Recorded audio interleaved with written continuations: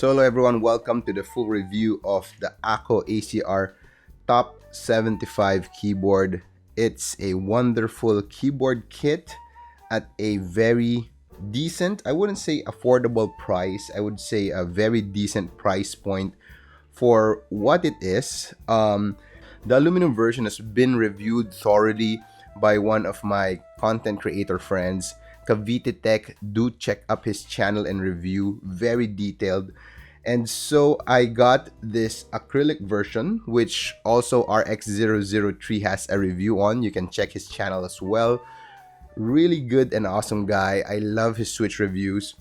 And so this is the acrylic version of the ACR Top 75, and it's a very refreshing keyboard from my keyboard lineup, as this is a top mounted keyboard. So a lot of the keyboard lineups that I have had so far are those of the gasket mounted keyboard. I've had some gummy O-ring mounted keyboard and the more traditional tray mounted keyboard, which is where I started from. This is a top mounted keyboard. It's nothing really new, it's not rocket science. However, the mounting system on this one is not that common, especially in our community, in the local community here in the Philippines. So there are very few options of top mounted keyboard, and I was really interested to try one, and it did not disappoint. It is a really good keyboard kit for what it is.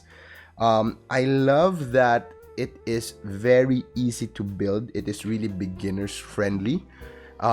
Let's go into the build guide first. All right.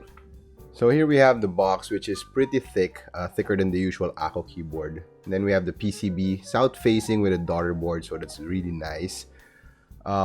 There's a brass plate, which is stiff, but not as stiff. There's a little bit of play into it.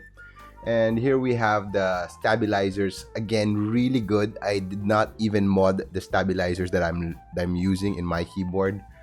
And you have a coiled cable along with some keycap puller. Diving further, you have the screws and the rubber that you will be placing on the top mounting sheet. And we have several screws here. Let's go by them one by one. These screws are for the top mounting system. These ones are for the plate standoffs. I've tried building it with or without. It's the same, not much of a difference. These are longer Hex 2.0 screws that will be used to secure the upper and the lower case together. Lastly, we have the rubber dampeners that you put on the top mounting system, which is very interesting. Reminds me of the sandwich O-ring mounting mod that we used to do with tray mounted keyboards from last year. It gives the top mounting a little bit of room to play to make it somewhat softer, and that's really interesting. Then we have the silicone plate foam and a PE foam that feels like IXPE material. So I loved using PE foam that is IXPE material. The other ones in the ACR Pro 75 V2 was rubber, and I didn't like that so much. The silicone dampener, plus or minus, you can use it with or without depending on the sound profile that you're going for. Lastly, we have the case itself. It is made up of two pieces, an upper and lower case. Really good acrylic material, top-notch quality. There's a very thick lower case dampening silicone. For my final build, I removed this as I felt that it made it too dampened. So simply align everything in place, make sure they're properly aligned, the foam, the PE foam, and then the silicone plate. The brass plate, during my first build, I placed the standoffs as I feel that removing it will not bring you anywhere significant, as the whole setup is very stiff. It's top mounted brass plate. So for beginners, I highly suggest you put those standoff in. On my further modding, I removed them as it makes my life easier to change switches and configuration. So it really depends on your level of expertise and your level of experience, right? So all you have to do after that is actually just screw in, put in your switches, your keycaps, and then screw in the case together. I was unfortunately unable to save my footage for that, so we're going to do a deconstruction instead of a build guide. Alright, so that's life, guys. bad things happen, you just have to deal with it, no crying over spilled milk. So here I will be deconstructing my assembled keyboard to show you, to give you an idea of what to do. So basically, you remove the numerous screws holding the top and the lower case together. So it takes some time removing these. On my unit, there was one screw that wouldn't go directly in all the way, so I did not use that. I don't want to force and break the acrylic case. After that, you will see that you can simply open the upper and the lower case. A little bit of nudging would do. And here you can see that there's the daughter board. Among the other ACR Pro keyboards, I love that daughter board is slightly longer this time, so you don't have to have a hard time pulling out that GST or daughter board connection. So as you can see in this model, I already tape modded it. So here you will be seeing the top mounting system.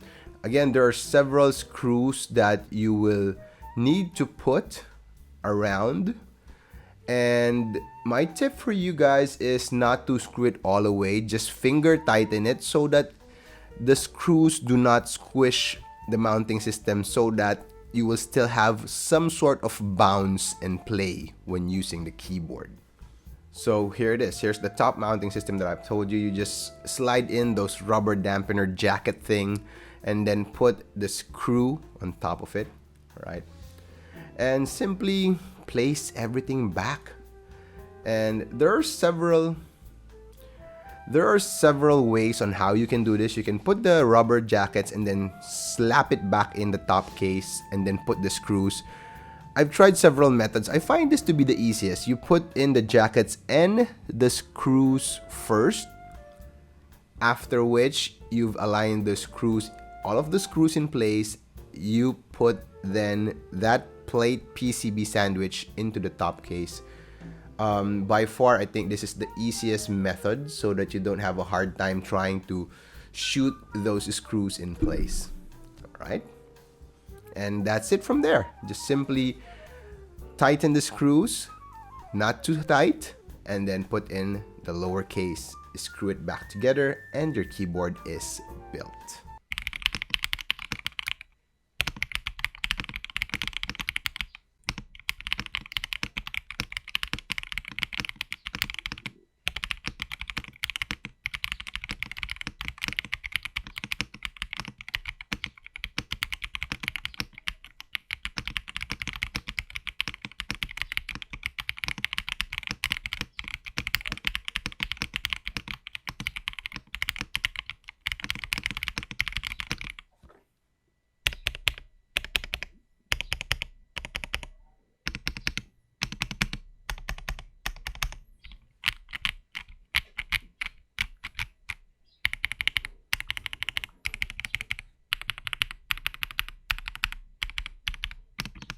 So there you have it.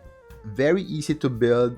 It comes with all the foams that you need, all the dampening materials, and on its own, it's really, I think, a very solid sounding keyboard. It has dampening all over, lowercase, plate foam, PCB foam, and I think it's even on the side of being too dampened. And as such, I removed the lower silicone case foam, and it made the sound more lively and better to my liking. All right. It has a brass plate. It's my first time to actually use a brass plate. It sounds nice. I love the sound. I love the sound of the brass plate. It's on the stiff side as expected, but surprisingly, it's not that stiff. It has actually some amount of play into it, some amount of bounce, but honestly, in actual usage, you don't press that hard to really activate that bounce.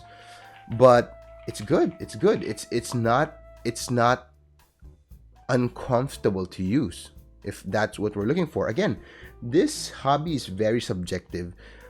Stiff doesn't mean bad. Bouncy doesn't mean good all the time. It depends on your preference.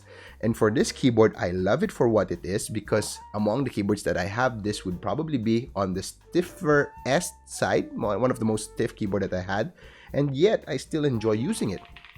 So going back to the keyboard, sound profile is good. I love how this top mounted configuration sounds very different from the gasket mounting that we're used to.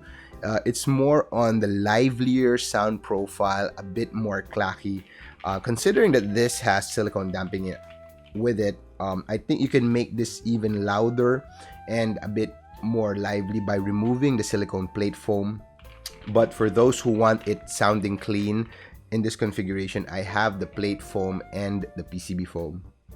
I love the aesthetics. I love the acrylic case. I love the RGB lighting. So if that's your preference, it's really a good plus for this keyboard. Akko's keyboard most of the time has its USB port on the left side of the keyboard. Honestly, it's just a preference, but I prefer it on the middle to be on the dead center. So yeah, that's just preference, right? So yeah, it's good. What about the crystal wine red switches? So Akko sent to us over the crystal wine red switches that we have over here. They're pretty good, right? The specs are as follows. All right, so these are full polycarbonate switches with a stem and a housing made out of polycarbonate. It has a 23mm extended spring, which feels okay, except that for my taste, it's too light. It's rated at 45-gram operating force with a 48-gram end force. Probably a bit too light for my liking. However, the latest switch release of Akko, especially the V3 cream lineup, very impressive. I really love it. How does the crystal wine red stack up to them? I would say that for my preference, the V3 lineup I think are better. All right.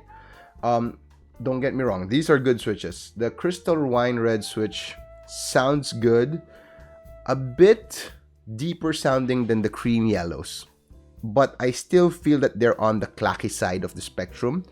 Not as clacky as the Zakus, not as clacky as the cream yellows, maybe a level or two deeper sounding, but still on the clacky side. They're smooth stock, and I've used this stock, and it's very good and usable at stock. However, when I compare them to the cream yellows and the cream blue, it's just that I feel that the yellows and the cream blues, the cream lineup basically, sound cleaner. They are smoother, and the overall rating of those switches are simply a bit higher than this crystal red wine switch. So I think that sums up what I have to say with the switches. They are good. They look really nice, especially if you're going for that rose pink keyboard build. You can use them stock. There's no need to lube it unless you're very deep into the hobby that you feel that you want the optimum performance, then go ahead and lube them. But for me, it's really good, really impressive. It sounds clean, no scratchiness at all. That's it. It's a good switch offering from Akko. Again, good job Akko for offering the community with these entry-level switches that are actually good for endgame builds already. So before, you couldn't see a switch at the 20 peso price range that are as good as what Akko is releasing right now. So it's really impressive. Really a good time to be in this keyboard hobby. All right. Now let's go to the keycaps. This is Akko's Building Block PBT double shot MDA profile keycaps. I love the accent. It's really cute and colorful. It's a perfect accent for me for the white and black profile, which is really classic, but sometimes it gets too dull and boring. So the keycap set includes a lot of keycaps. It's really impressive. It has a complete set for most layouts that you want. You can build it purely white on black, and if you want to go a little bit more colorful, they have it included with different color schemes. Really nice. It's a 3-layer keycap set, 282 pieces of keycaps. That's really nice. But what surprised me the most is the quality of the keycaps. I thought it was ABS. My fingers fooled me the first time I typed into this. In my teaser review, I mentioned that it was an ABS double shot keycaps. It's actually not. It's PBT with a very good finish. I simply love using them. Only one gripe with this keycap set is that I think the MDA profile is not my cup of tea. The MDA profile has some rows, particularly I think second, third, or I think the second or the third row, that are even thinner compared to the cherry profiles. So this results in a very interesting sound profile. A bit on the clacky side, especially those thinner profiles. In general, what I notice with keycap profiles is that higher profiles tend to give a deeper sound compared to lower profiles, which tend to give a more clacky sound. Again, it's not as simple as 1 + 1 = 2. There are other factors involved, such as the material, the thickness. All right, we won't dwell into that. Suffice it to say, I love the quality, clear prints, really thick, really nice double shot PBT keycaps. It's just that, again, the profile's not my favorite, but I could live with it. All right, that's number one. Number two, the big bold letter, again, is also not my cup of tea. So it's kind of glaringly big for my taste. The Yonki keycaps that I reviewed before is really nice, and even this, I said, kind of really big and thicker than the usual, as compared to, say, here, the GMK keycaps. So this is the GMK keycaps. I think the legends are perfect. The size of the legends are perfect for this. So there you have it. Conclusions and final thoughts. It's a solid keyboard. Really good sound. Typing feel is superbly good, on the stiff side, but good. All right. The switches are okay, a bit on the lighter side, lighter to my preference. You can use them stock, would probably benefit from lubing. Keycaps are good, high quality, very competitively priced. The profile takes a lot of getting used to, and the sound is very different from the cherries or the other ones that I have tried. It's not bad, it's just different, so it depends on your preference. Overall, an awesome product release from Akko. Top 75. My only top mounted keyboard as of the moment, will probably stay with me for a long time. Crystal Wine red switches, honestly, it's not going to stay with me for a long time. It's not within my preference. The keycaps would probably stay, but not that long. Not my cup of tea. You know I love cherry profile, guys. All right, so thank you for watching. It's been an awesome 2,500 followers here in YouTube. We plan to hit 3,000 early next year or the end of this month, who knows, but it's going to be a big celebration with lots of items for giveaway, so do tune into that. Please like and subscribe, help me promote this channel through YouTube's algorithm. It means a lot. Thank you very much, everyone, and I will see you in the next video.